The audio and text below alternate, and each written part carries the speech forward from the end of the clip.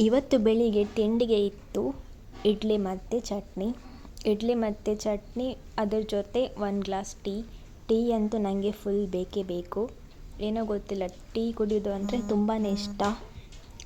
So 2 ಅಲ್ಲ 3 ಇಡ್ಲಿ ಇತ್ತು. ಒಂದು ಆಲ್ರೆಡಿ ತಿಂದಮೇಲೆ ನನಗೆ ವೀಡಿಯೋ ಮಾಡುವ ಅಂತ ನೆನಪಾಯಿತು.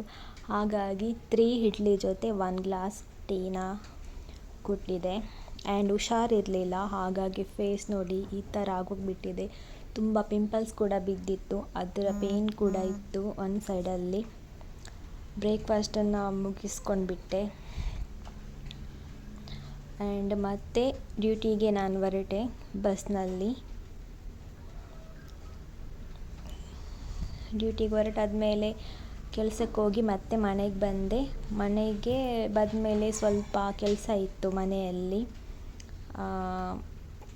ಡ್ರೆಸ್ ಎಲ್ಲ ಫೋಲ್ಡಿಂಗ್ ಮಾಡಿ ಇಡಲಿಕ್ಕಿತ್ತು, ಎಲ್ಲ ಆಚೆ ಈಚೆ ಆಗಿತ್ತು. ಅದನ್ನು ಬಂದು ಫೋಲ್ಡ್ ಎಲ್ಲ ಮಾಡಿ ಚೆನ್ನಾಗಿ ಮಡಚಿಟ್ಬಿಟ್ಟೆ. ಆಮೇಲೆ ಕೆಲಸ ಮಾಡಿ ಬಂದಿದ್ದರಿಂದ ತುಂಬಾ ಸುಸ್ತಾಗ್ತಾ ಇತ್ತು, ಸಾಕಾಗ್ತಾ ಇತ್ತು, ಮೈಕೈ ನೋವೆಲ್ಲ ಆಗ್ತಾಯಿತ್ತು. ನೆಕ್ಸ್ಟ್ ಊಟ ಮಾಡ್ಕೊಂಡು ಮಲ್ಕೊಂಡೆ. Thank you, bye.